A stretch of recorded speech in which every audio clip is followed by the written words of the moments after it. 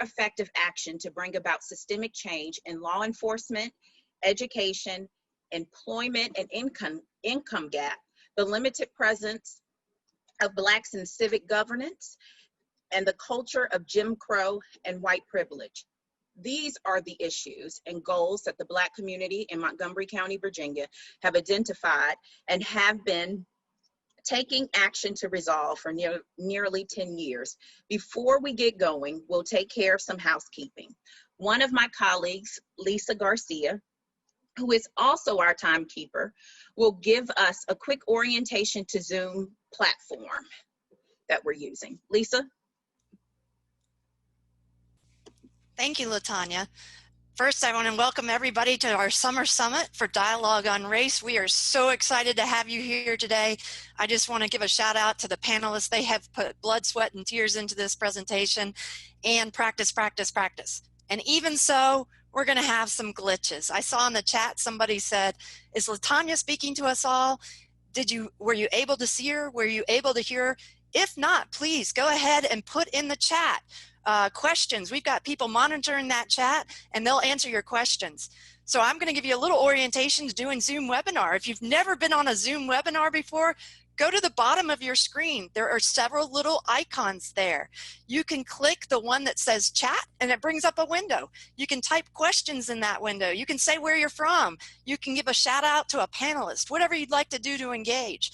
There's also one that says Q&A. If you click that icon, you can specifically get questions to our panelists. We won't be able to address all your questions today because we have a limited amount of time, but we will certainly address a few of those and we'll address them in other events later on. So if you have any questions at all, please make sure to get that in the chat. I'll do the best to support our panelists with the technology. We're going to have a little bit of bumps on the way, but we are so glad you are here. Give us grace. We're all volunteers. We're doing the best we can. Thank you for being here. LaTanya? And I second the grace piece because I'm going to need a lot of it. All right, thank you, Lisa. The aim of the Dialogue on Race Summer Summit is to promote community understanding of racial trauma so that we can be better equipped in our work to combat racism in our community. Our program today has 5 parts, beginning with a video montage of personal videos and stories of racial trauma. Then Dr. Russell Jones, professor of psychology at Virginia Tech University and a clinical psychologist who specializes in trauma psychology, will lead in reflecting on that experience of those stories to help us in understanding the fundamentals of racial trauma. Then I will return and talk with you about Black children in trauma. I identify myself as an infiltrator and I am a licensed clinical social worker working in the Roanoke Valley. Next, my colleague, Dr. Alexa Casey, a licensed clinical psychologist, currently working with veterans in a local agency and works as an equine therapist in Boone's Mill. Alexa will help us understand what makes it difficult for white people to hear stories of racial trauma and what it means to be anti-racist. Then our panelists will speak briefly about actions that have been enacted to reduce and eliminate racism. And we'll share ways you can get engaged in this work so vital for our American democracy. And finally, we will conclude this summit. And if you want to stay on for that question and answer period with our panelists, me included, then you will stay on. Jane Hunley is another of our colleagues, and she is kind of compiling the questions that you will enter in the Q&A portion of Zoom. Jane and Alexa have compiled and produced a Dialogue on Race list of resources for coping with racism and trauma, and that will be available on the Dialogue on Race website at dialogueonrace.info. Let's get started. First video clip will be the 12 years of slave, clip from the movie 12 Years a Slave, and then a interview of the former Assistant U.S. Attorney General Roger Wilkins, and finally, an experience shared by Penny Franklin, Montgomery County School Board member and labor union leader.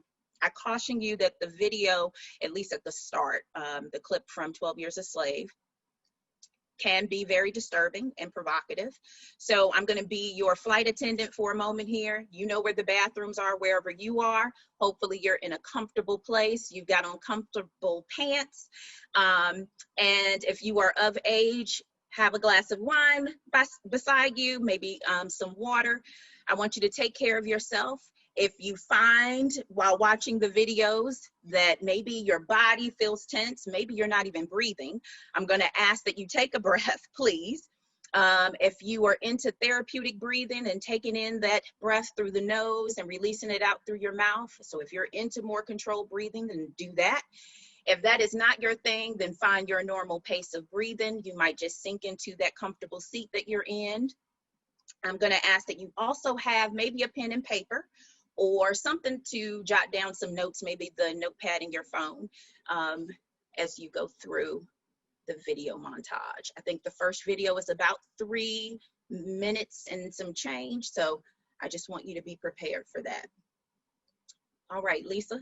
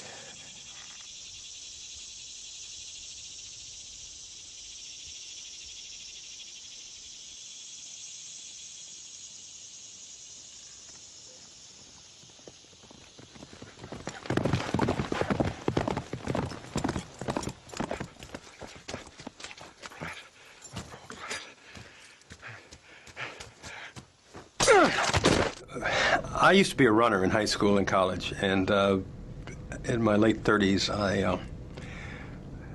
I began to jog. Early wave of joggers, one of the most foolish things I ever did.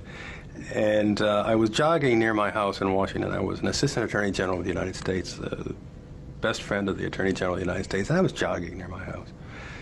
And a police came by. Fortunately, I had my Justice Department credentials in my hip pocket. Boy! I kept on jogging. My hair was beginning to gray, and then I'm jogging along. Boy! I keep on jogging. Hey, you boy! spotlight on me. Boy, you better stop! I figured I better stop. And so I stop, and two white cops get out, slam me up against a wall, spread my legs, and then spray my legs hit me pretty hard between the legs, and it hurt very much. I kept saying, look in my back pocket, reach in my back pocket. Boy, you robbed a store. Boy this, boy that, boy. They pulled out this thing, and it was a nice leather thing that said I was a Justice Department official. Oh, they melted. Oh, you look just like, we had a call, and you just like, it fits you too, sir, blah, blah, blah, blah, blah, blah. Well, of course, I called the police chief the minute I got home, and those guys were suspended and disciplined. If I had had no credentials in my pocket, I would have been in jail that night. Middle class, 37-year-old father of 2 children, doing nothing more than jogging. And that's not the only time it happened to me. Well, if it would happen to me, imagine what would happen to a 17-year-old black kid in the inner city. So, my name is Penny Franklin. I'm a lifelong resident of Montgomery County, Virginia, and I want to tell you a story about a situation that was probably one of the most traumatizing I have had in many, many, many years. So I was checking into a high-end resort in Dallas, Texas. I was attending an executive council meeting with my international union. I arrived about 10:30 in the morning and thought I'd probably have to wait for a room, but to my surprise, they put me right in a room. When I got into the room, I have some chemical sensitivities that can cause severe allergic reactions. So after a few minutes, I knew I was going to have to move from that room. I called to let the front desk know that, went back down, explained what the issue was again, and gave them a solution, very simple solution that would take care of the situation. Long story short, it took from approximately 11:15 until almost 6 o'clock that evening for me to get into my room. It was humiliating. I patiently waited for a couple of hours before I went back and asked if the room was ready.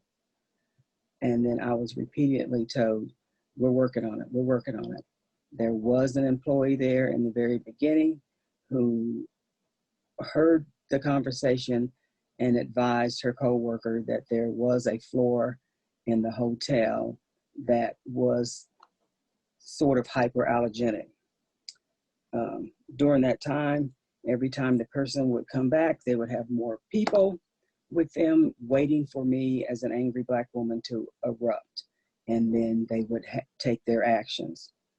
Well, it is these types of things that cause Black people to become angry, cause us to go through trauma, to feel that we are being treated less than, not given opportunities. I've dealt with this all my life. I heard the word trauma related to race a couple of years ago, and it was an aha, exhaling moment to be vindicated, to understand that yes, what I feel and what I deal with is real. My children, I have watched them have to deal with this, and that's traumatic, having to fight for them. I don't want my grandchildren to have to feel this. I don't want my children to have to constantly be traumatized, watching their children be traumatized. I don't want to be called an angry Black woman just because I want to be treated the way every human being deserves to be treated, with respect and dignity. I want to be given the opportunities that white people have and that they don't even think about. when they get out of bed in the morning, how they're going to have to interact with the world. Folks, you don't understand, and you need to pay attention, and you need to start speaking up when you see and hear situations where Black people are not being treated fairly, not being given opportunities that we deserve just as human beings. Going to the grocery store, watching the clerks to see which one may give me an issue or not treat me the way I want to be treated. You know, listening to make sure that you're getting the same specials and in a department store that may be running specials where the people in front of you may get the coupon, but then you don't get offered that coupon unless you speak to it. This needs to stop. Not getting jobs, being killed just because we're Black, and every day having to live with that. That's trauma. Every day of your life. It's wrong, needs to stop. Thank you. That was 5 minutes. Ooh, that's hard. I thought that would be easy.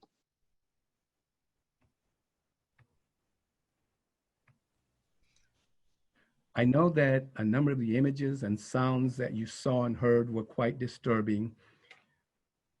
What I'd like you to do at this point is to kind of reflect on what you saw and what you heard. We hope to help you capture the moment so that our future will be different. So just kind of pause and reflect. If you would, take a deep breath.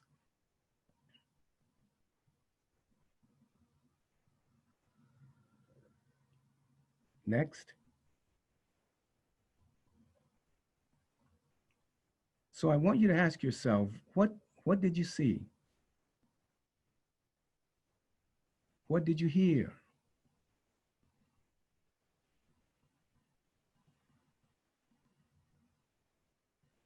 What did you see? Both what we call microaggressions as well as macroaggressions. These are microaggressions. Why are you so mad? Oh, my best friend is Black. Why do I look the way you do? You're basically white. Sorry for that. You don't sound Black. These are what we call microaggressions or macroaggressions. Now, let me just ask you the question. Many of you have heard the term, what doesn't kill you, you finish it, and you're going to say it strengthens you. Well, what we're learning in the field of trauma, that what doesn't kill you weakens you. And what I mean by that, people that go through these day after day, year after year, there can be very negative consequences, psychological consequences, biological, neurobiological, very negative consequences, which can last for a lifetime. Macroaggressions are the killing of an African-American individual with no due cause. You all remember Breonna Taylor, 26-year-old African-American woman was killed in her home. Both micro and macro aggressions occur from race-based trauma. What did you hear? Again, racial slurs and put down. These that go on for a consistent time period, again, can have very negative consequences.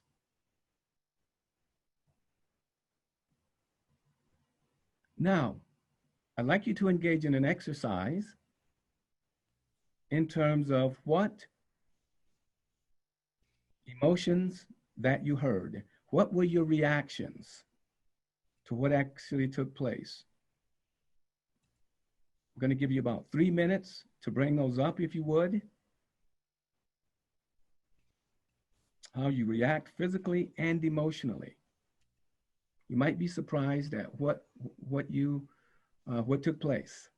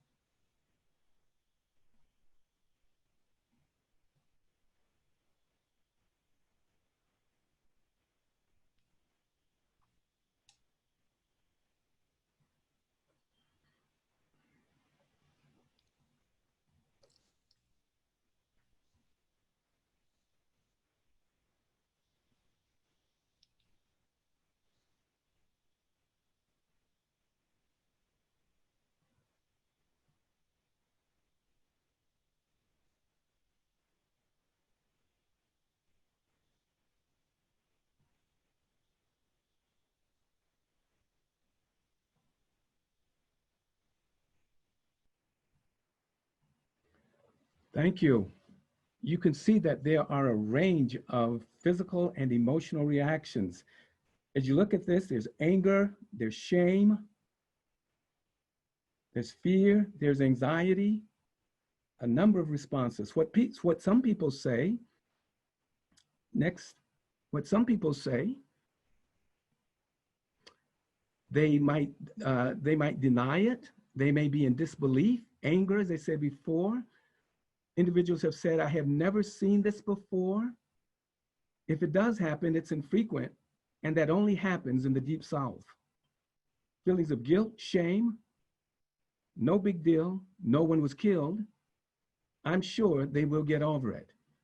Again, different physical and emotional reactions to race-based trauma.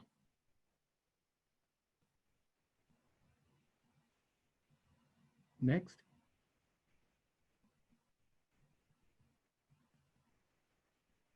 We're fortunate today that there were some survivors that actually shared their stories. They told their stories, which is very cathartic. And I'm hoping that by the sharing of the stories, that this is giving you efficacy, giving you motivation, if you will, to share your story at some point in time. I believe that this is the first step to healing. One of the reasons I think that's so important at this time is because of what's going on, what we're seeing, what we're experiencing. There's a term called a syndemic. And what that means, there are two things, bad things that come together at the same time. What are the bad things that are coming together at our time? Both racial upheaval and the pandemic. We conceptualize what you just saw is race-based trauma. It's a traumatic response to stress following a racial encounter. In fact, the theory behind it is that individuals who experience racially charged discrimination as traumatic and often have responses that are comparable to post-traumatic stress disorder. Comparable to post-traumatic stress disorder. Now, when you guys think of, most people think of PTSD, they think of Vietnam, they think of other wars where men have been in battle, and consequently, they develop a number of symptoms. But the point that I want to make here is that individuals who experience extreme race-based trauma can, in fact, develop a diagnosis of post-traumatic stress disorder. There are a number of causes of post-traumatic stress disorder. That is, you can actually experience a threatening event or being injured. There can be a threatened, injured event or killed. That's called an indirect. Or hearing about someone threatened, injured, or killed could be a close relative or friend. Varying ways of developing post-traumatic stress disorder. Let's just quickly go to symptoms of post-traumatic stress disorder. There are a number of them. You may have experienced these yourselves, whether white or black. Disturbing memories, dreams, flashbacks. Flashbacks are reliving it. Avoiding people, places, and things. Many individuals, clients have shared with me, those individuals that were raped, for example, they want to avoid people that look like the rapist, places that they were at that time, and reminders of the event. Also, one has less ability to think, learn, and problem solve. When people experience these types of events that you saw, their ability to think is severely compromised. In fact, there are data to say that the frontal lobe actually shuts down, lessening your ability to learn, lessening your ability to problem solve and move forward. There's also anger, which came up many times in the chat there. Sleep disturbances, hypervigilance. What is hypervigilance? Well, individuals following fires and hurricanes that we've studied oftentimes will say that they're always looking out for danger. That is, they're fearful that the thing that happened earlier will happen again and they'll perish. So again, guys, a number of symptoms making up post-traumatic stress disorder. Next slide. And again, people that experienced a number of these symptoms, in fact, 6 for over a month period of time, may develop post-traumatic stress disorder. very serious disorder, but again, can be correlated with racial stress and trauma. Clients have often said following these kind of events that I lost my identity. I'm not the same person I used to be. I'll never be the same. Again, a disorder that actually takes your identity. Next. A question that's often asked is, why don't they just get over it? No big deal. These are bad things, but why don't they just get over it? Let me tell you a little bit about why they don't just get over it. There are traumatic reminders and triggers. Probably heard the term triggers more than traumatic reminders. It's things that we see, touch, taste, hear, and smell. How many of you remember after Hurricane Katrina, I had a number of parents that would come up to me and say, Dr. Jones, my child or my adolescent is reluctant to take showers or baths. Why? It was a traumatic event, a traumatic reminder rather. It reminded them of the flood waters. In terms of 416 here at Virginia Tech, many students shared that they, in fact, when they saw emergency vehicles, they would in fact be triggered and it would all come back. It would flood back. Again, traumatic reminders and triggers. Next. Let me ask you, how many of you remember where you were and what you were doing following the Sandy Hook shooting, as well as 9/11? Yeah, most of you do. Where you were and what you were doing. Next.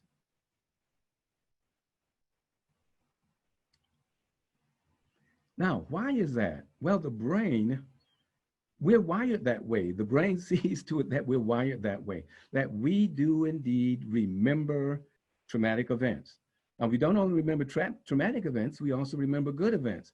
But the traumatic events have a little more heft to them, if you will. So a little bit more about that in just a second. Next. This is a universal phenomenon. Everybody experiences it, the ability to remember and recall. Black, white, male, female.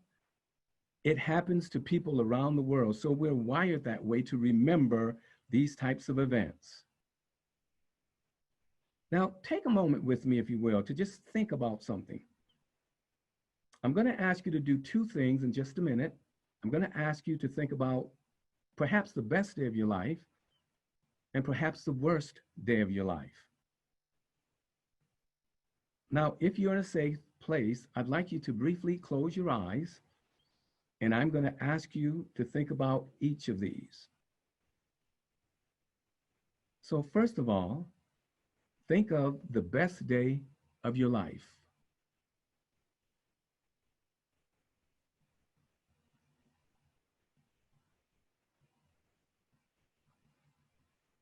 Now, think about the worst day of your life.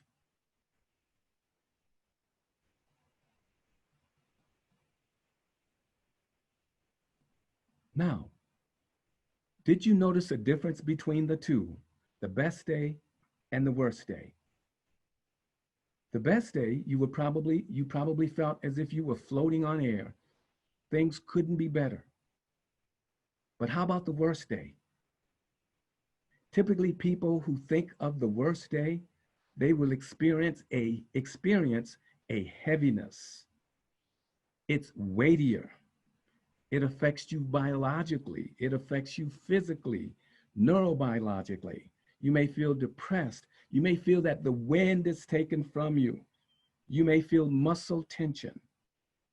Again, point being here that we remember different things, but they have different weights to them. Those negative traumatic experiences are much weightier than the good experiences and are much longer lasting than the best days. So again, why don't you people, just get over it? The cause, again, are triggers.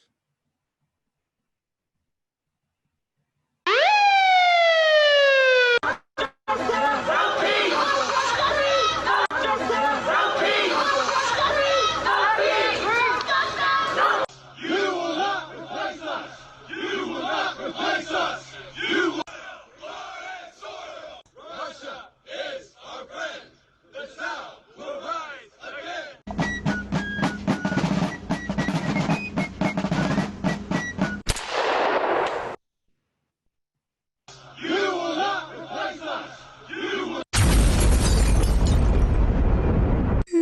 And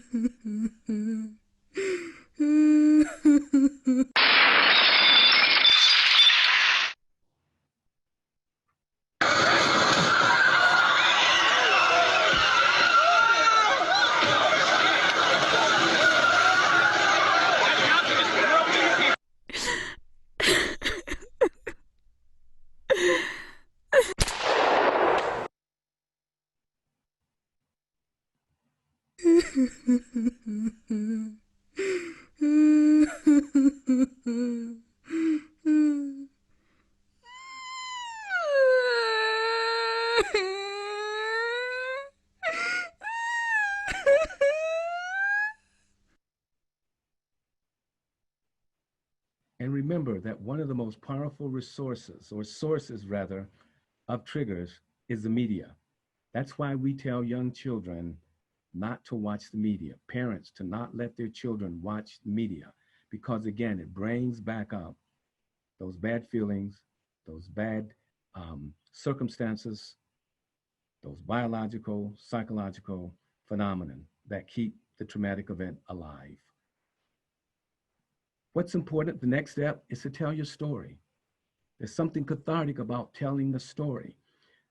Let me just briefly take you to two tragic situations where telling the story was very important.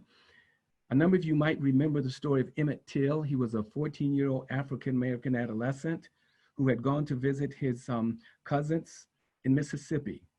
He had an encounter with a white woman who accused him of saying socially appropriate things and even touching her. That night, Emmett Till, 14-year-old African-American adolescent, was lynched. What you see before you is his mother standing over the grave or the tomb, the casket rather. And what's interesting about that, it's opened. She refused to close the casket because she wanted her story told. She wanted the nation to see what they had done to her son. Now, you might think that this is just kind of an African-American thing. This is a cultural thing that they do. No, 8 years later, Jackie Kennedy, after the death of President Kennedy, was told not to go before the national media, national news, with a suit on that had blood on it. She refused to do so for the same reason that Emmett Till's mother refused to close the casket. She says, I want America to know what they've done to my husband and our president. Now think about it. Anybody that's experienced a loss of a spouse, of a child, of a close relative, there's something about not forgetting that person, remembering what took place, reminding people what took place. I'm often reminded following 416, and one of our sayings was, we will never forget. Something very cathartic and meaningful about that. So again, it's important for you to identify your story, to describe your story, to talk it out, and to dismantle it. It's a very difficult thing to do for many people, but it can in fact take place. And in fact, if you can't do this on your own, there are a number of what we call evidence-based interventions that have been scientifically proven to help people who experience post-traumatic stress disorder or subclinical levels of post-traumatic stress disorder. And they work for many people. However, they may not work for everybody. They may not work as well for African Americans. Why? Well, there are a number of reasons why African Americans don't go to therapists. And they have to do with trust, not trusting white therapists, not trusting society, due to things like the Tuskegee experiment.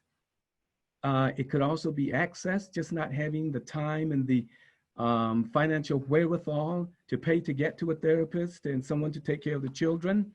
And last but not least, not understanding the culture and having the linguistic ability to relate to African Americans and other people of color.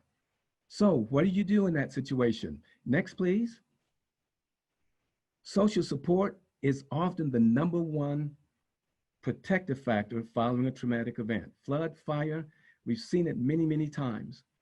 What else? Faith, very effective. And again, many situations, a lot of data to support it. Prayer can be very effective.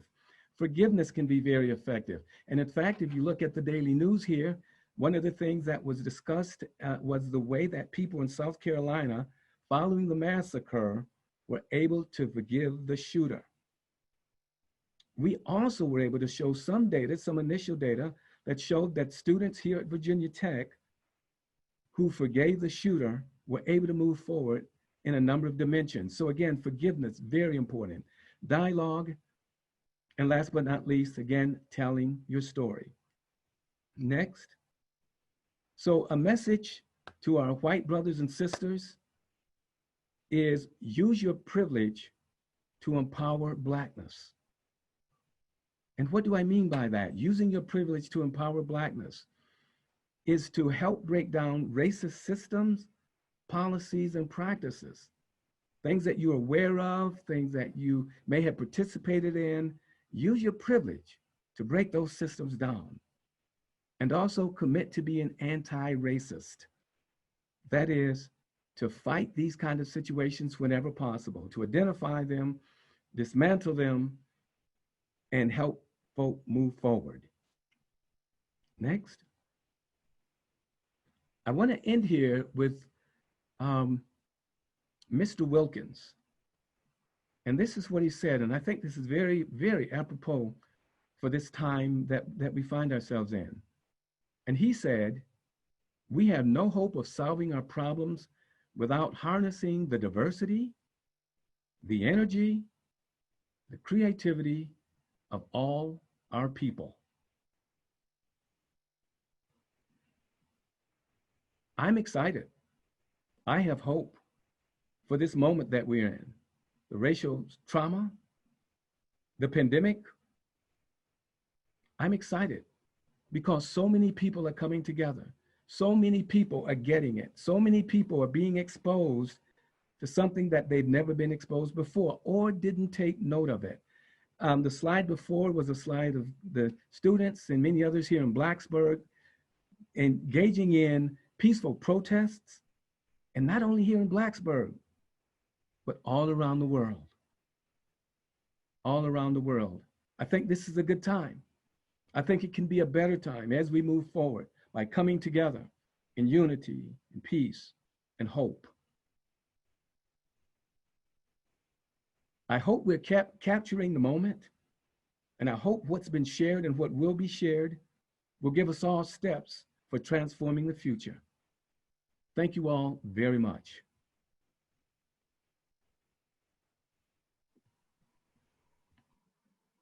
Thank you, Dr. Jones. All right, I am back.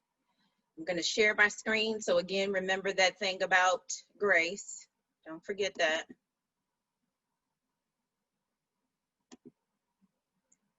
And I'm going to stop my video so you all can focus on the PowerPoint.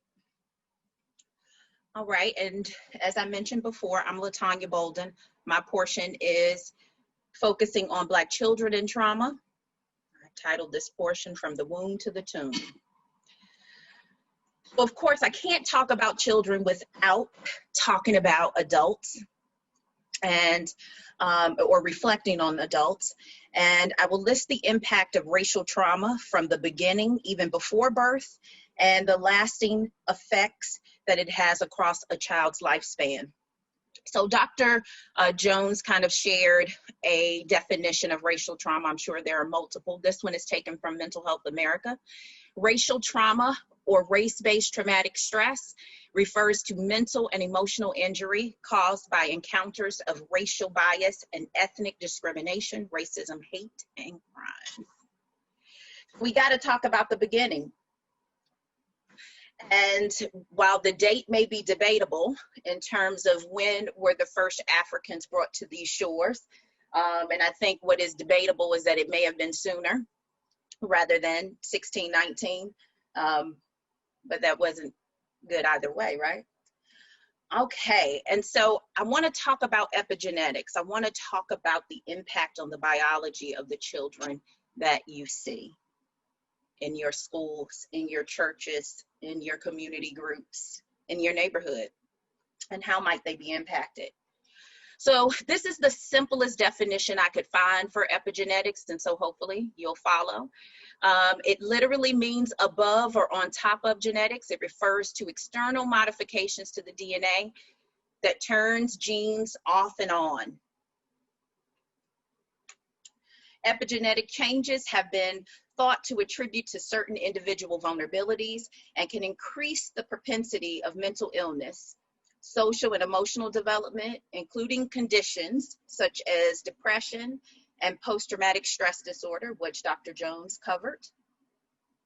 In recent years, much attention continues to be focused on the extent in which epigenetics changes from traumatic experiences. So how does that change us as individuals biologically?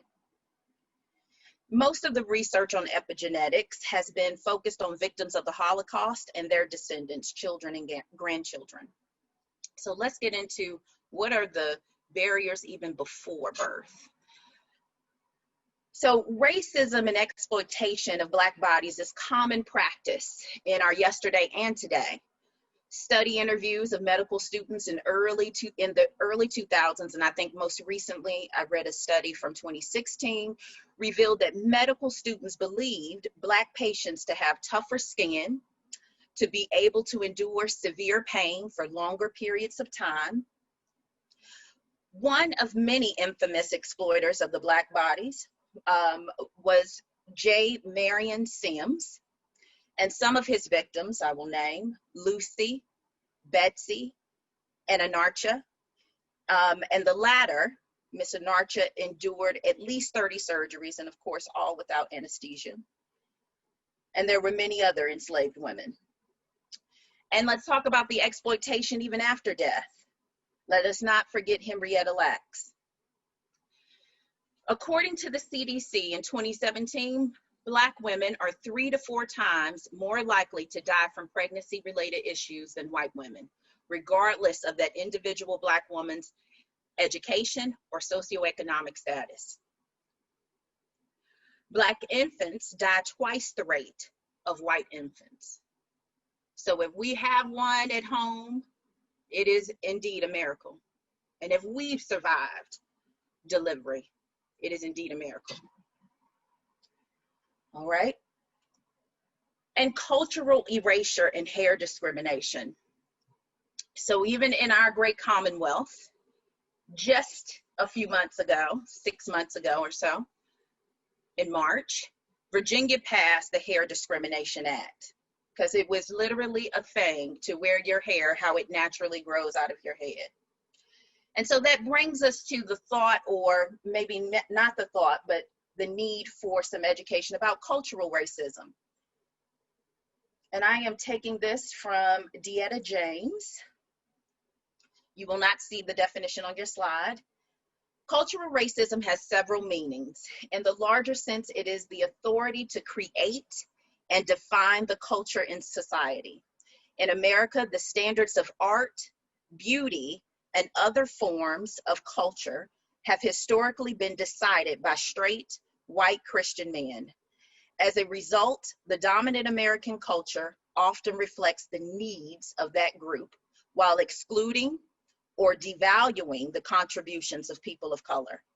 Therefore, in America, the holidays we celebrate, the statues in our parks, the stories in our history books, and other markers of culture generally honor white men to the exclusion of other groups. And again, that's a quote from Dieta James.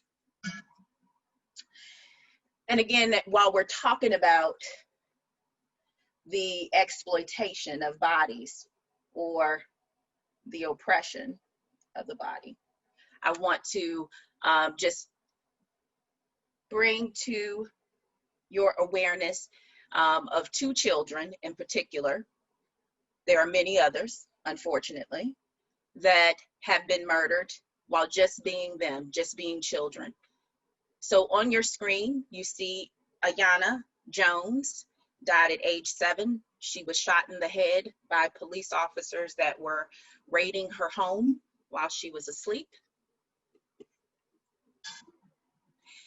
And Tamir Rice was 12 and playing in a park with a toy gun and was murdered.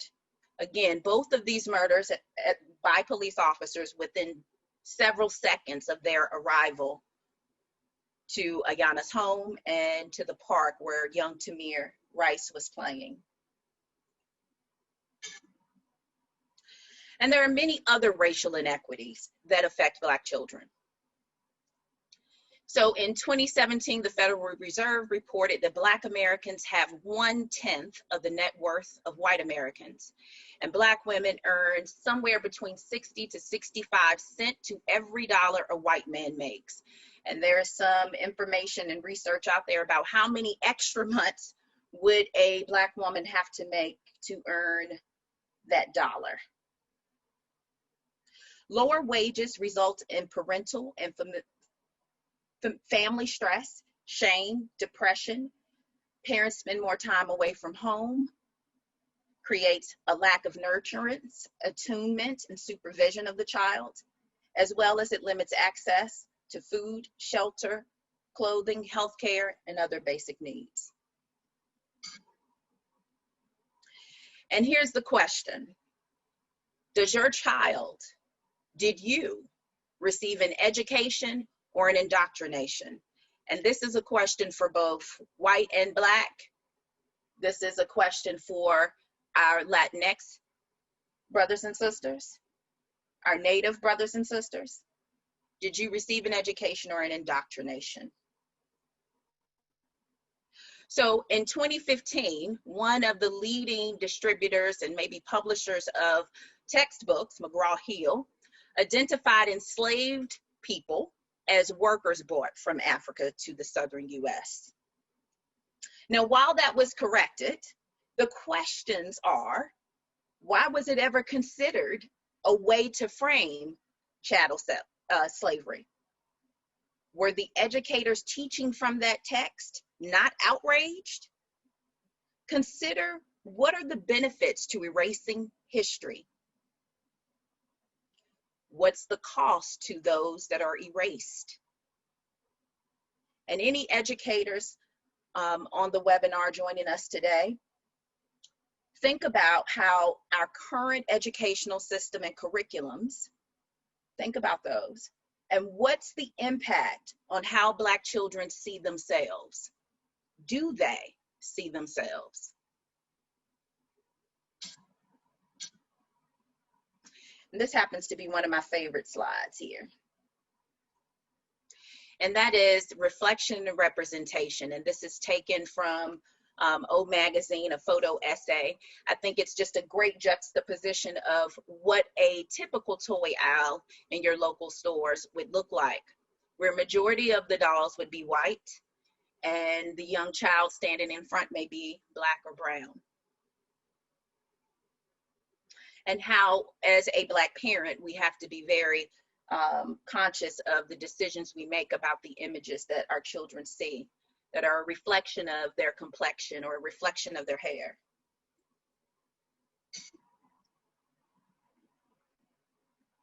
And the plague and pride of being seen as, or maybe being made to be seen as, strong. How does that narrative impact who and when, if we seek help at all? Religious indoctrination. So I know there may be some church folk out there in Zoom universe, and I don't want to step on anyone's toes. Religion can be important. Prayer and spirituality are important to helping us to be resilient. However, sometimes some of the messages may impact a person seeking professional help when it's needed. The experience of providers over pathologizing certain behaviors and symptomology while ignoring others, resulting in problematic diagnosing, and therefore children not getting the appropriate services that they may need. From personal experience and working with psychiatrists, I have witnessed this, and I'll share this example. 2 children who identified as male, 1 black, 1 white, both of the same age. One in their psychosocial assessment was said to be breaking into cars and breaking into homes. And the other child was having some anger outburst in school. The child who was breaking and entering was diagnosed with depression. He was white. And the child who was experiencing anger outburst at school was black and diagnosed with oppositional defiant disorder. And I could get into that a little bit more. So what I'm finding is that oftentimes Black children, trauma is not even a thing that people are assessing for and appropriately diagnosing. I'll put it that way. And I think that there is a root here, and I want to talk about that. So Dr. Samuel A. Cartwright was a well-respected physician. And back in the antebellum, he diagnosed or developed 2 unique diseases for African Americans. And one was called drapetomania, a disease which causes slaves to run away. Because why would someone want to run away from being enslaved? Okay. And then the second one was, I'm going to try to pronounce this, dysphagia, a disease causing rascality and laziness in Black people, free and enslaved. And so how is that perpetuated in our mental health systems? I guarantee you it is. I know it is based on some of the diagnoses that children receive. And then there's health disparities. I don't have a slide for that.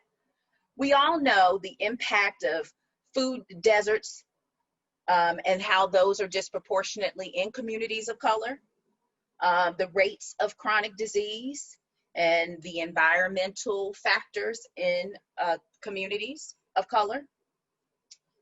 And then again, the discrimination in treatment from medical providers. And of course, we all know the impact of poor nutrition and the politics of food and other things.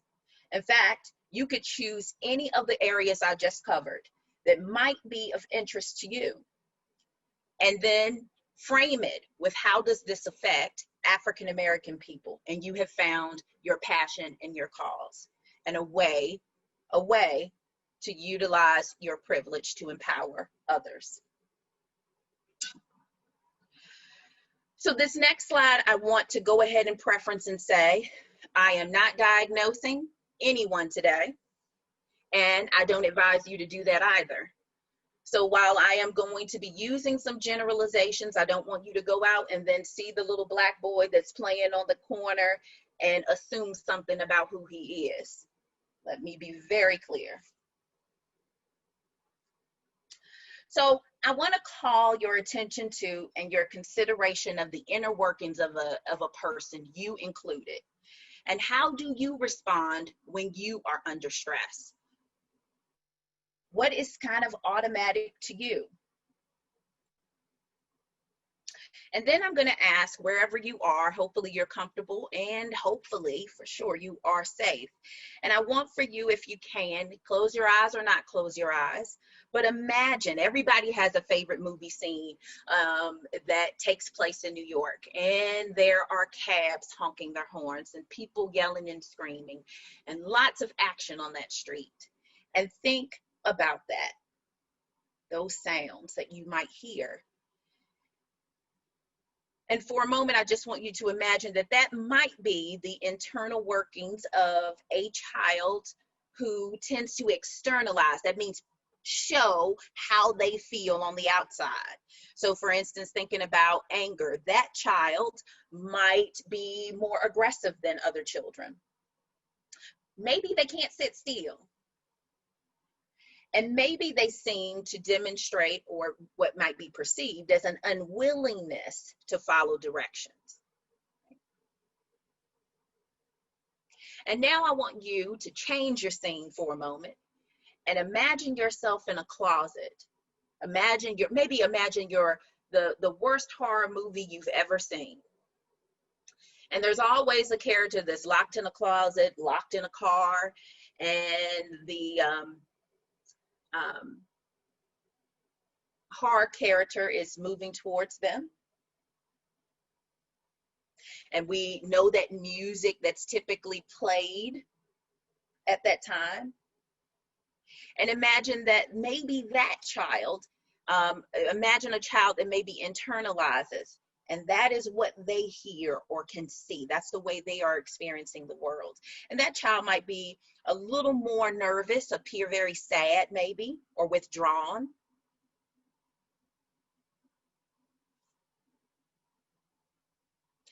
And then lastly, I'm going to ask you this. When you think about those children that you've seen at church, in your classrooms, in your community, and maybe you probably immediately went to the child that you find to be the most challenging. And I'm going to ask you, are you only looking at that child's behavior? And if the answer is yes, then I want you to continue to follow me. And now I want you to see that child. So that means you need to make less judgments, ask more questions, take a little bit longer with your observations.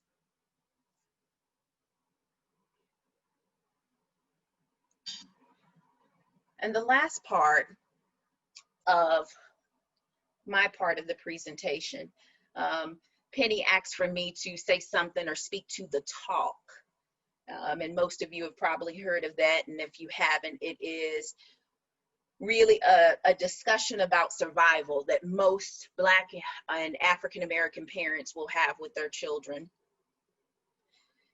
The preparation for survival and really the constant state of living, the constant state of being in survival mode. The talk reveals, or maybe confirms, the world as an unsafe place. The pressure for excellence, making sure you get it all right, that you don't appear too loud, too big, too dark. And it is the absolute denial of a child's humanness. And white folks should be aware there are multiple kinds of talks. Some I've covered and others I have not included. Conversations like about the child's hair, their skin color, the volume of their voice, the laughter, and how that may be interpreted as ghetto or hood. The talk might include being mindful of how you gather with other Black children for fear that you may be perceived as a gang. Placating white people for safety purposes. Being mindful of the clothing that your child wears, the colors.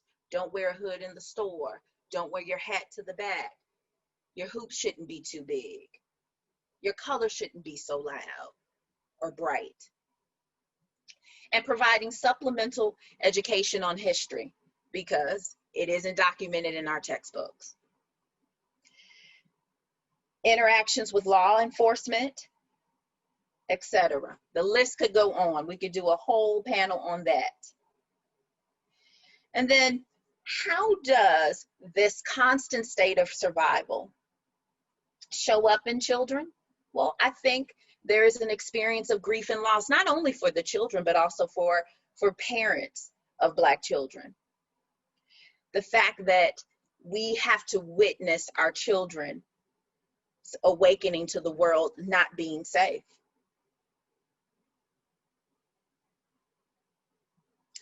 How can Black parents or African American parents help children? Well, how can we help them to learn to advocate for themselves in our absence? We have to help provide language to describe their experiences. We have to encourage them to speak up and out. We have to validate what that feels like for them. We have to protect them. And I think it's important that in school systems and communities at large, that there is some type of establishment of parent advocacy groups and support groups. And my last remarks are consider the attachment injuries that are constant for Black children and their parents, the relational shifts when we want to hold our children close and keep them safe, but we know that the world perceives them as a threat.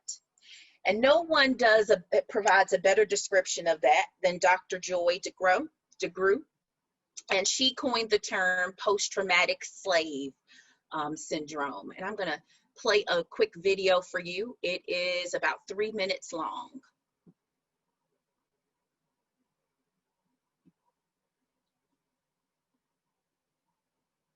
And do you have that, Lisa? I do. Do you want me to do that? Would you please? I will. Absolutely. Oh, I don't have it up. Do you have the? Okay, I can do it. I thought you were going to do it. I'm sorry. You all just be patient with me, because I got to remember where I go. So I got to do a new share.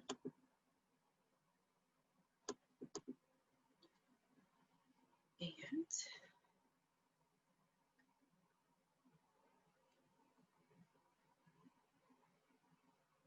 okay, I think that is set up to do it. Trauma, no help, freed. No help, more trauma. If it's a sustained trauma, then the impact of that is also sustained. When we look at multi-generational trauma, we're looking at people who are maybe victims of natural disasters and their families and their children and generations of folks who have experienced war.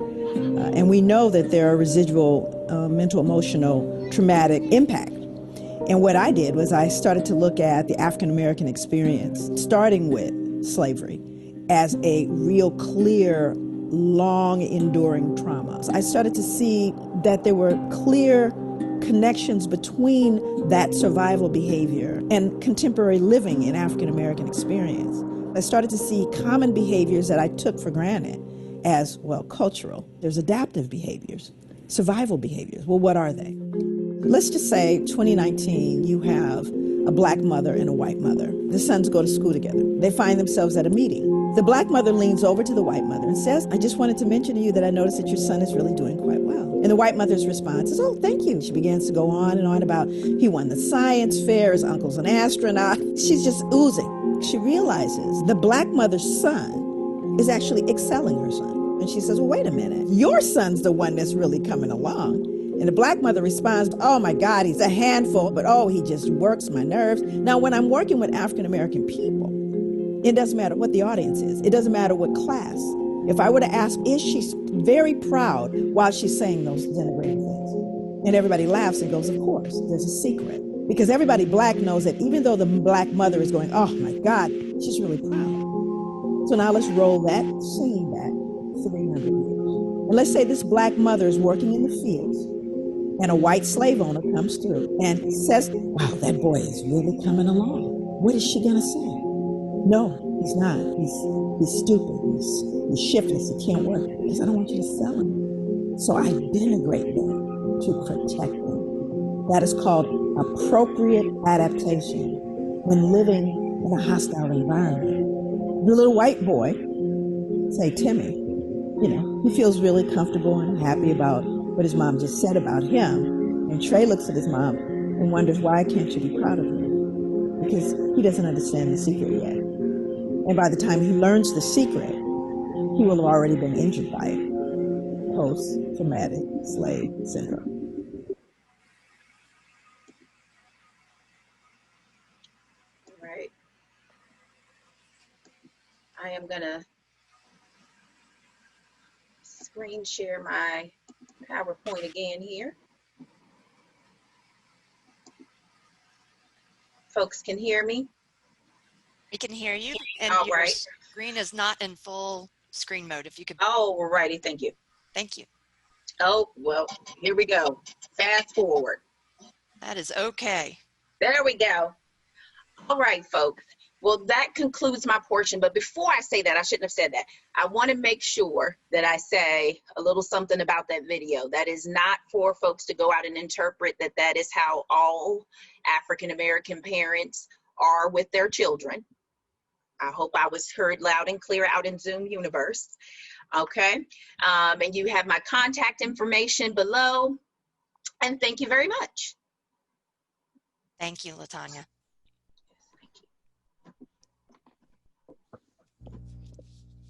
Hi, everyone.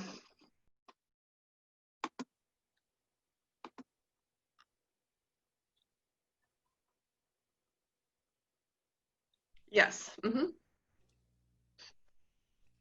Hi, my name is Alexa Casey.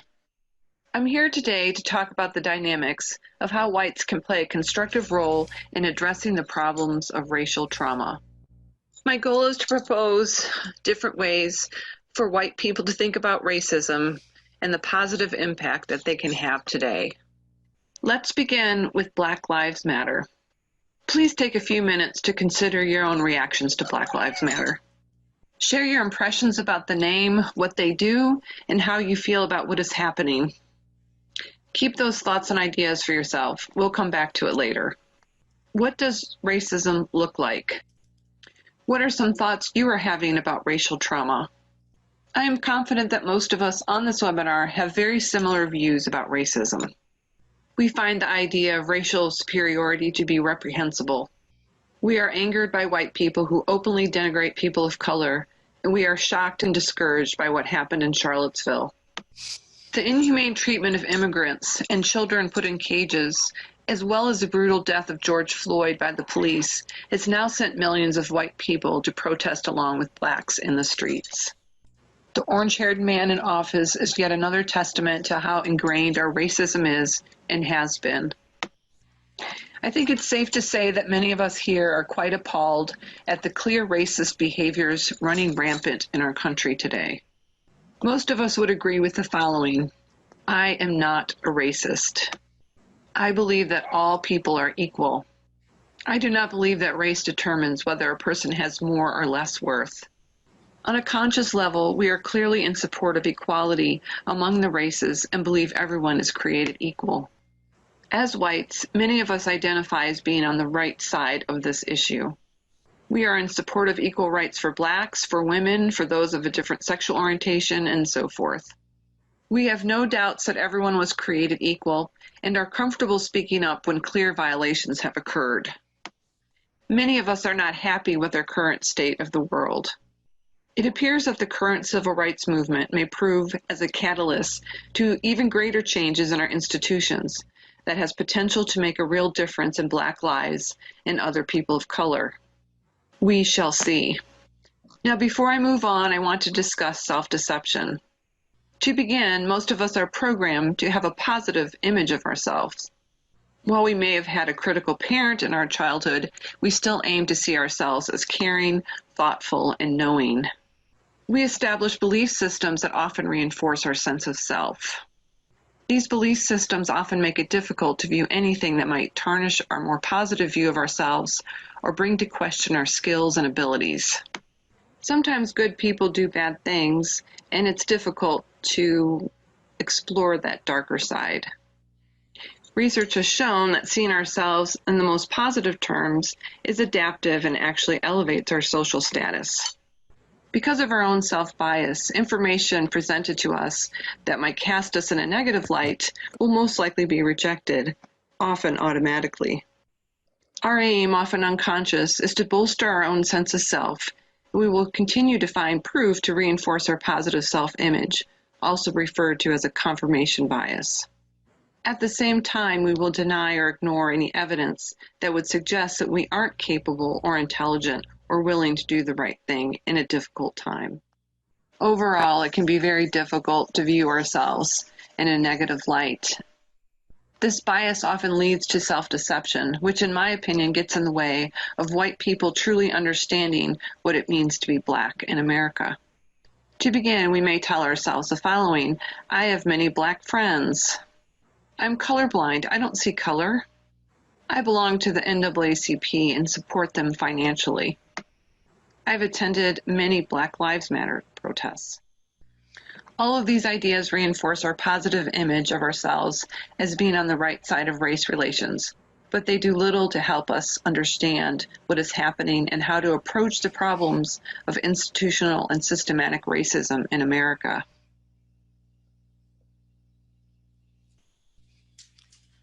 I played 400 rounds of Monopoly with you, and I had to play and give you every dime that I made. And then for 50 years, every time that I played, if you didn't like what I did, you got to burn it like they did in Tulsa and like they did in Rosewood. How can you win? How can you win? You can't win. The game is fixed. So when they say, why do you burn down the community? Why do you burn down your own neighborhood? It's not ours. We don't own anything. We don't own anything. Trevor Noah said it so beautifully last night. There's a social contract that we all have, that if you steal or if I steal, then the person who is the authority comes in and they fix the situation. But the person who fixes the situation is killing us. So the social contract is broken. And if the social contract is broken, why the do I give a shit about burning the Football Hall of Fame, about burning the Target? You broke the contract.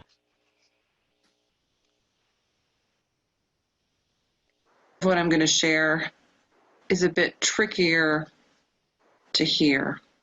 As I mentioned, self-deception is a powerful influence. What happens next is that it's easy to say that it has nothing to do with you and this is not who you are.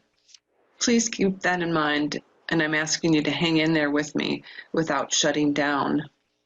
Most people will tend to shut down because this is difficult to hear and even harder to accept. And it runs counter to our conscious beliefs about race. It's a paradox.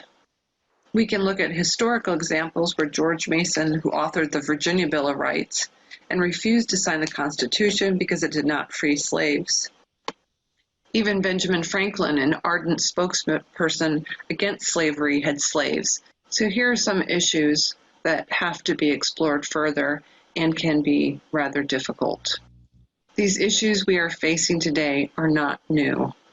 Many whites have done very little to engage in the political process in order to reduce the gap between blacks and whites.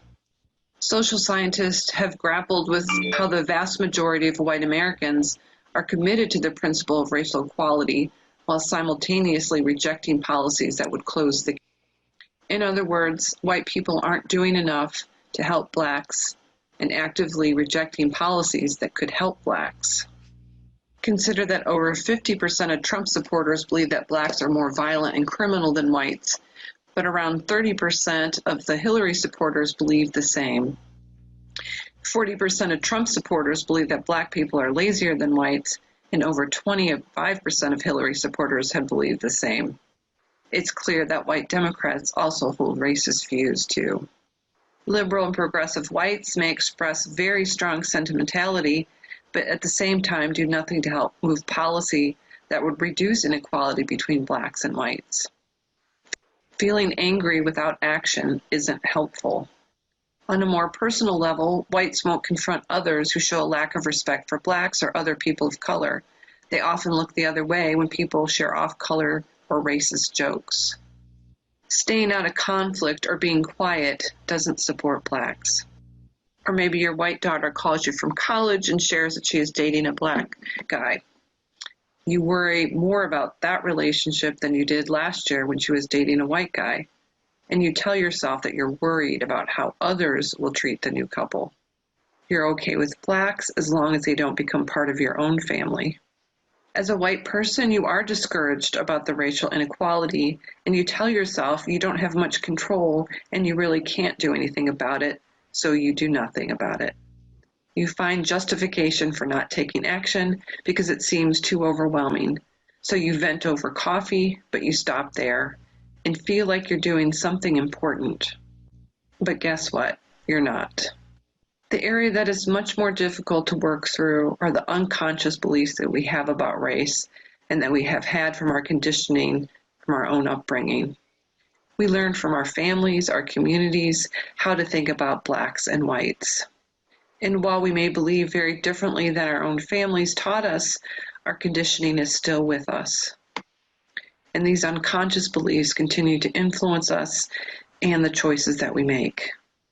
How was it for you to consider the examples listed above? Did one or more apply to you? If so, are you willing to tackle it so that what you do will matter to truly help Black lives? Besides being aware of how self-deception can negatively impact on truly understanding what it means to be Black in America, I believe it's important for white people to strive for greater understanding, not to assume they know what it means to be Black in America. I'd like to share a brief story about myself and my own ignorance. Recently, I read a book by Matt Rudd called Lovecraft Country. Atticus, a Black man, embarks on a road trip across 1950s Jim Crow America in search of his missing father. When driving from one place to another, Atticus had to be very aware of being pulled over by the police because it was extremely dangerous. It was not just the police, but other whites as well that he ran into. The author provided very specific detail about all the things that Atticus had to anticipate in order to deal with the police when he was pulled over, where to keep his hands, what to say, what not to say. I was shocked to learn about how something that seemed so simple, driving from one place to another, could be so dangerous. What I also was very surprised about is that I had never really considered how terrifying this must have been for Blacks who were just trying to survive. Living a normal life, but not really living a normal life. The blatant disregard for them as human beings was maddening. I was ashamed that I didn't have a clear understanding about what it meant to be Black in America until reading this book. I suppose I had in an abstract way, but I didn't really get the details that I did when reading this book and how frightening it must have been just to drive in the 50s. But really, has that changed?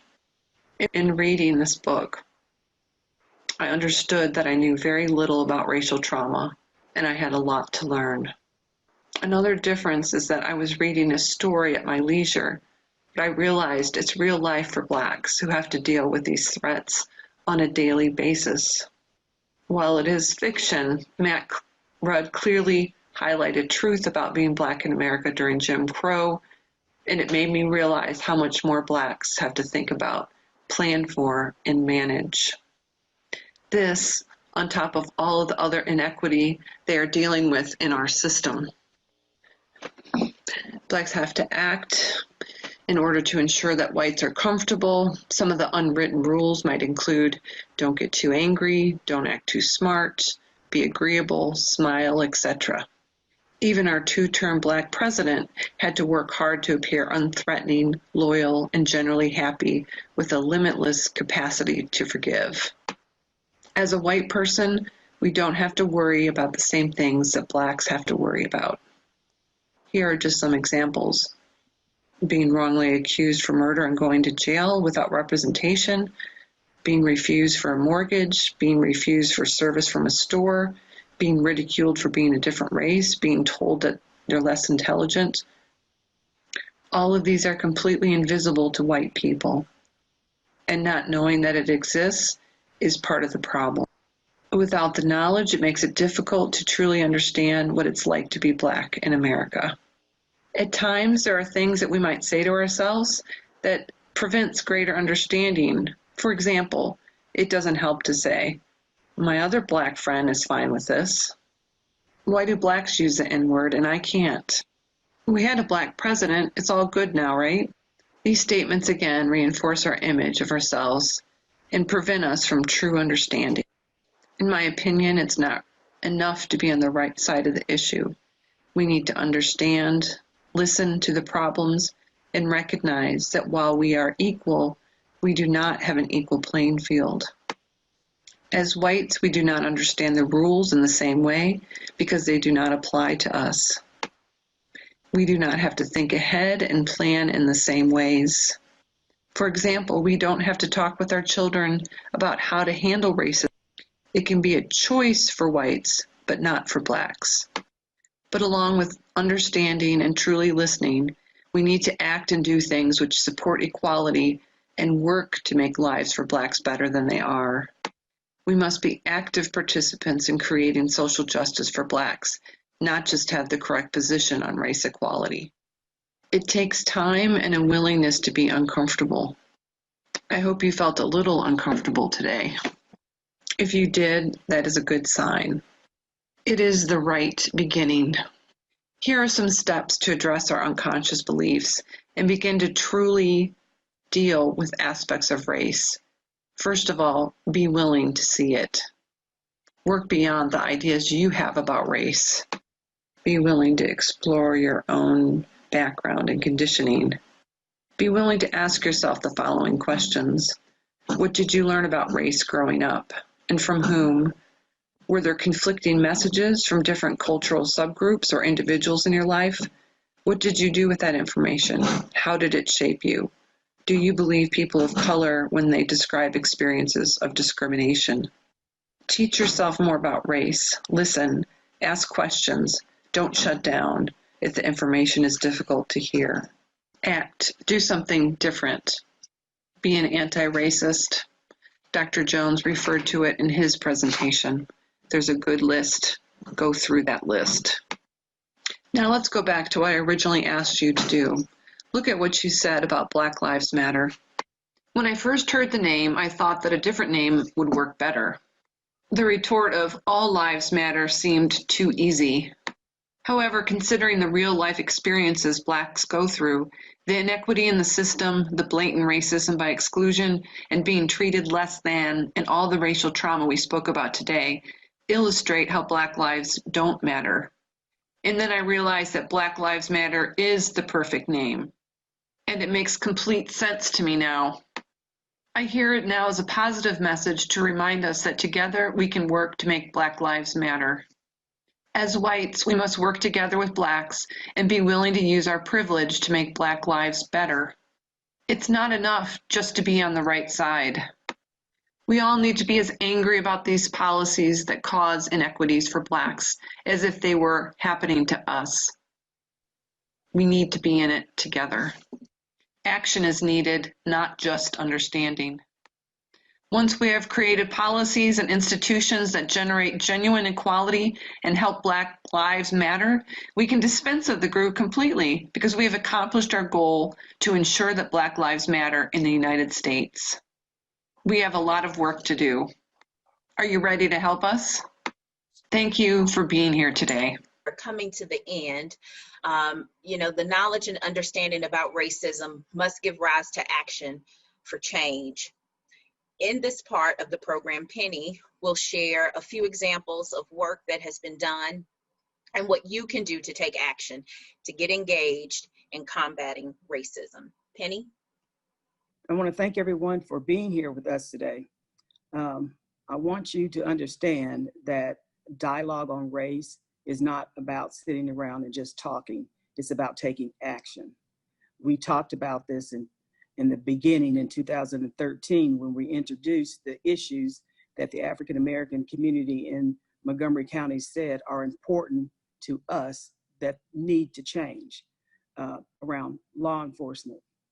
In law enforcement, the actions that have been taken is now in Montgomery County, every child will have 2 years of free community college education because of a conversation about race and the barriers to African Americans being involved in the law enforcement, being involved in law enforcement, as employed in law enforcement. Education, questioning and holding the school system to producing the data and producing a better result around discipline and the income gap for our children. The employment income gap group challenged our local government to ban the box on their applications.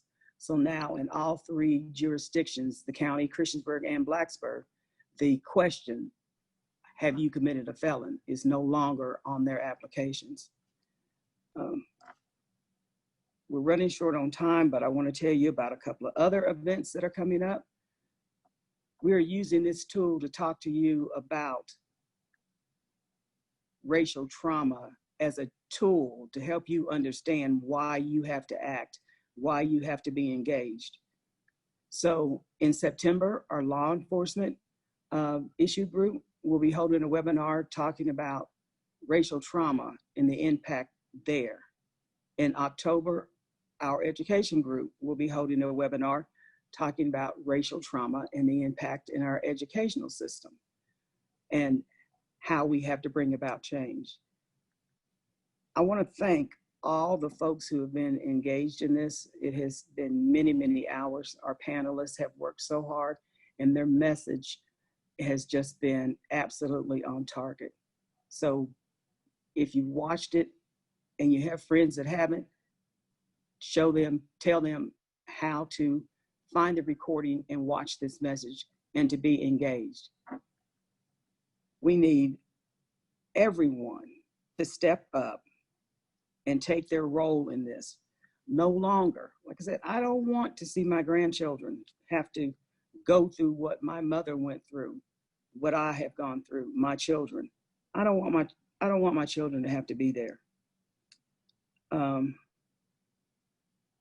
Again, you can't understand the amount of time that Lisa Garcia and Andy Morikawa have put in to make sure that you're getting this message, to make sure that we have the setup to do this. It has just taken a lot of time. So if those of you who want to stay with us, we are going to hang around to answer questions that you have put into the chat. We again want to thank you for being here with us, and I hope I haven't left anything out. This work is so important, and it's going to take all of us to make it happen. I was watching a movie the other day, and at the very end there was a quote or a message that one of the characters said. They said, "We don't change the world." So if you're sitting around looking at things, thinking that's terrible, that's awful, that shouldn't happen, oh, that's just awful. Well, you're not changing the world. You're not doing anything but leaving us practically the way we were when we did the Middle Passage from Africa to these shores. I'm tired of being in chains. I need you to live in this world. I need you to understand what your role is. And your role is to help stop the racist systems that we have in this country. Because it's those systems that keep things held back. As individuals, it's kind of hard to hold people back. But when you put systems in place to make sure that folks are held back, held down, and killed, that's what has to change. Thank you. Thank you, Penny. We appreciate your time and effort, and thank you for all the many hundreds of hours, thousands of hours of service on the Montgomery County School Board. It's just an incredible gift you've given. So folks, like Penny said, we're just a little bit over. We're 7 minutes over what we promised we would be. Many hours went into the panelists getting the content as clean and as crisp as we could with the time we had. We're going to now have a short Q&A, and I believe Jane Hunley is going to help with that. Jane, there are some questions in the Q&A box. I don't know if you want to direct those to the panelists, and I would ask that all the panelists please turn on your video at this time. I'll turn mine off, and Jane will give you questions for each of you to answer, and we will make sure if we don't get to your questions that we will address them in some other fashion.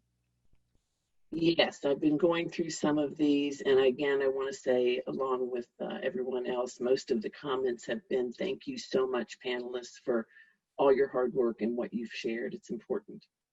One of the questions which I I guess I'll address this to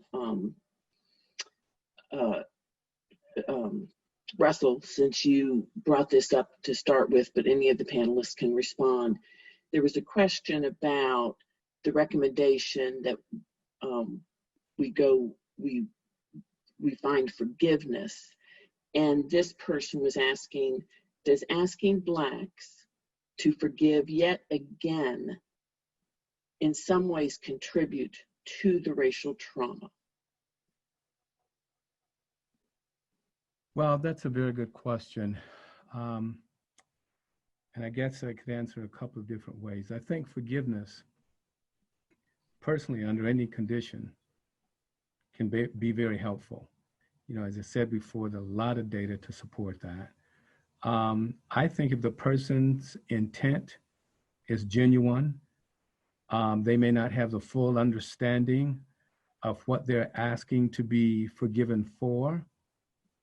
They may not realize the complexity in terms of what African Americans go through. But I think forgiveness is a very important first step. Again, it's been shown time after time after time. It's a great first step to moving forward. Thank you so much for your question. Okay, would any of the other panelists like to respond to that? No? I will. Can you all hear me? Mm-hmm. Yes. Yeah. I think forgiveness is an individual thing. In some of the experiences I've had when I visited South Africa and hearing about some of those individuals' capacity to forgive, that's foreign to me. So for me as an individual, if I had to endure some of the severe trauma that those folks have endured, and we have plenty of those experiences here, I don't know that I could. And I don't see forgiveness as a one-shot deal whenever we do choose to forgive. It may be something that you may have to choose moment to moment to do about the same issue, the same circumstance, the same individual. So I think that is up to that individual whether they should. But to that question about whether it is an added burden, I think that yes, the way that our society is structured, it is almost like we are expected to forgive. And again, it is up to that individual. Okay, thank you, LaTanya. I have another question from a couple of folks asked in different ways this same question, and that is, and Alexa, perhaps I'll address this one to you, but again, other people can respond.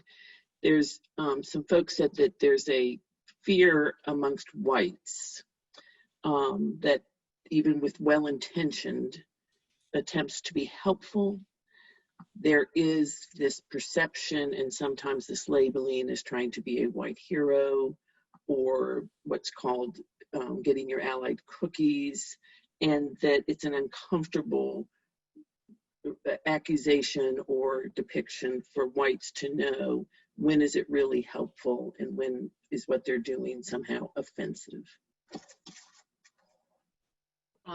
Okay, well, I'll take a stab at that and just say that I think probably one of the things that I find that is probably the most important is to really develop a relationship with somebody and really understand. And I think part of the problem is not asking more questions, not being to have a really good idea about what the problem is, and sometimes jumping in too soon, too quickly to come up with a solution without really understanding the problem. So I guess I would say that, you know, being able to find out more and ask more questions and develop that relationship is really an important thing to do.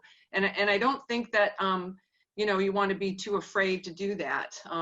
And I've in the past kind of messed up before, and you know, but I'm willing to be wrong, and I'm willing to, you know, just see what happens. But you want to have that dialogue and discussion with that person. I don't know. What do you guys think? So for me, as Alexa said, you need to show up. You need to listen and ask questions. When people show up, for me, that is the biggest thing that they can do, to put your face out there where African Americans are trying to move things forward and that you're there. Sometimes you don't always have to be the one who is speaking up, who is saying something. The fact that you show up consistently sends a message. When you sit in silence and don't show up, that's when it's a problem. Thank you, Penny. I agree with both persons, and particularly Penny. The idea of doing something about it.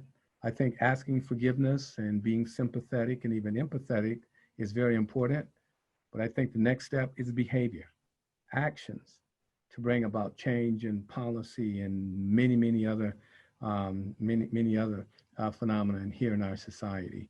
So yeah, the forgiveness is very important. But again, the action, I think, is the very important next step. And it takes, as Alexa was saying, it's relationship.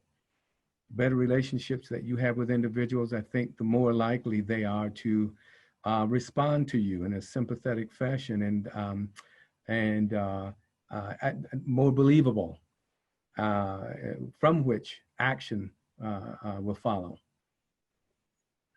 May I add something? Sure.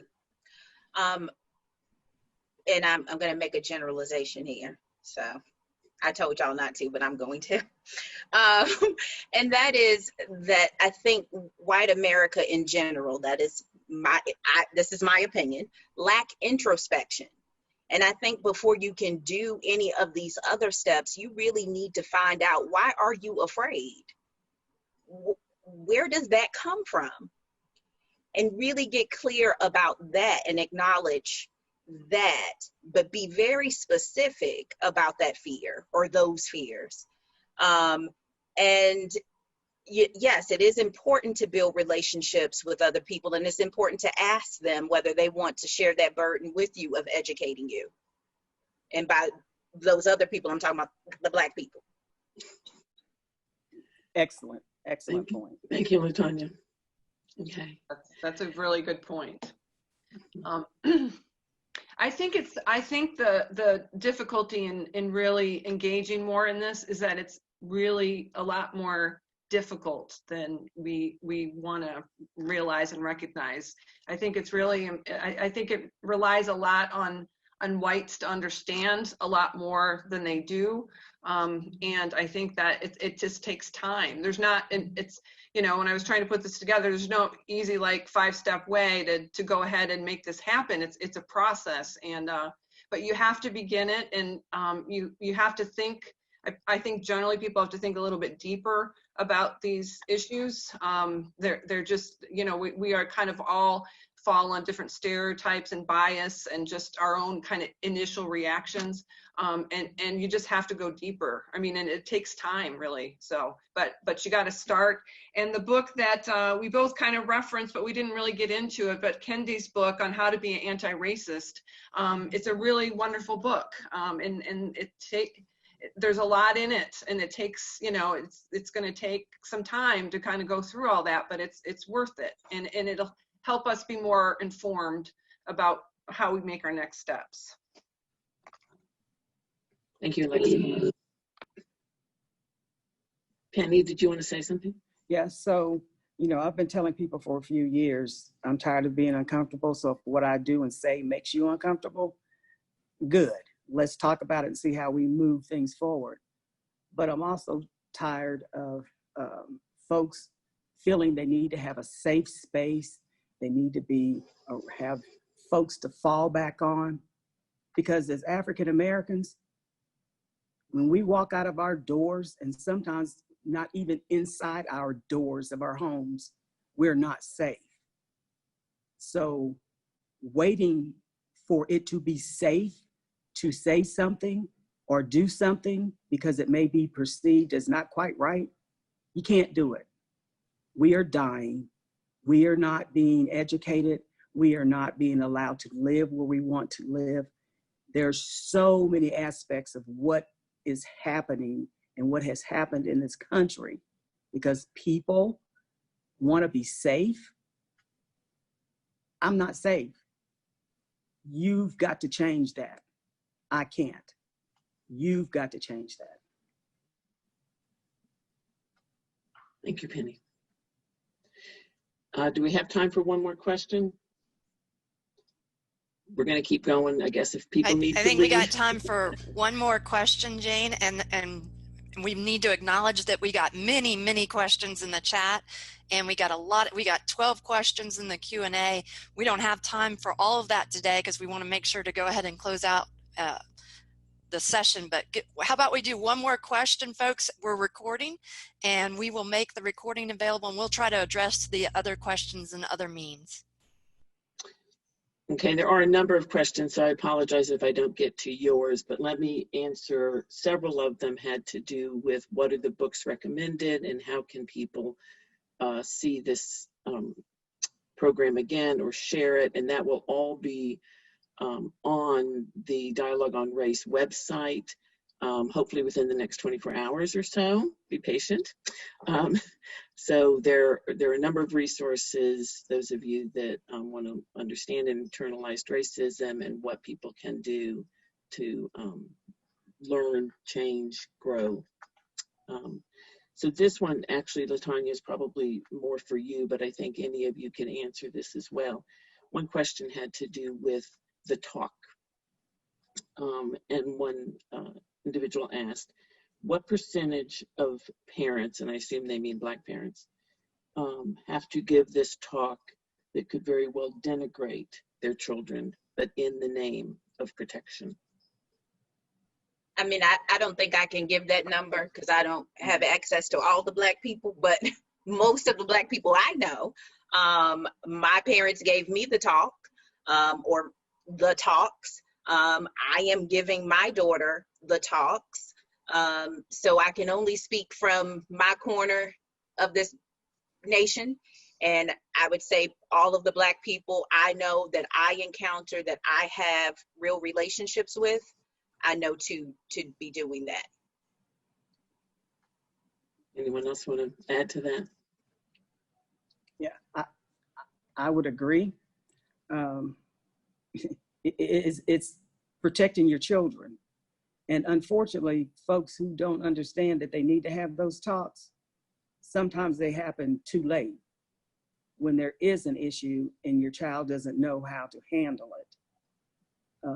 So it is important, quite frankly, that we have those talks, because no matter where you live, and as has been spoken today, no matter how much education, no matter what your title, no matter whatever you think puts you in a different category, bottom line is if your skin is Black or brown, that's who you are. And you are not going to be treated the same way as white people. You need to help our children, or we have to help our children understand, be prepared, and be able to speak up when they know that things are not going right for them. I'm also going to make a plug. People are asking about getting involved, and I did put that survey in the chat. So if people, attendees could fill that out, and it does list all of the groups that are part of Dialogue on Race. And that's the best way of being able to be active, because this group has done some amazing things and has been doing it for, what, 8 years, 9 years now? So, and has made some, excellent progress. So I really, the protests that we had in Blacksburg really we need to harness that injury, that all of those people into actually action group. So, but you guys already have laid the groundwork for that. So we just need to get them over to Dialogue on Race. So that was just a short little plug on that. Yeah, and the community group, we're going to be looking at how we have more conversations around race. This one thing this pandemic has done for us is introduced us all to Zoom, and it is an excellent way, especially if you have masters like Andy and Lisa to help guide you through it, to be able to reach so many people and get this message out there. So if there are other areas that we need to talk about, and folks, I'm not talking about these things forever. I'm talking about, okay, here's some information. Now let's go out and help make a change. I'm not about sitting around talking, but so long. So folks, we're gonna wrap things up, and we wanna, thank you, LaTanya, Alexa, Dr. Jones, Penny, thank you guys so much. You did a fantastic job. What a gift to our community. I know you spent way more time on this than you ever expected. Apologies. Thank you so much. We're gonna share the video recording once we get that rendered in a variety of ways. Dialogue on Race now has a YouTube channel, so we're hoping to build out a library there. We will share the links to the videos that were part of the PowerPoint presentations. Alexa did a great job of sharing the links to both the online form to give us feedback and to the resource booklet that was created as part of this. And as Penny said, there will be 5 more events online after this one to focus on each issue group and talking about the trauma theme for African Americans in our nation. Andy, would you like to say anything before we stop recording and close down the webinar? Say thank you to everybody who registered. We had hundreds of people engaged, not just in Blacksburg, Christiansburg, Montgomery County, but actually nationally. We have people from San Diego, Montana, Tennessee, Kentucky. This is a purpose that we share as Americans, and we are called at this moment in our history of stepping up and reclaiming what it means to be the American democracy, to be the experiment that the world looks to for leadership. So thank you all.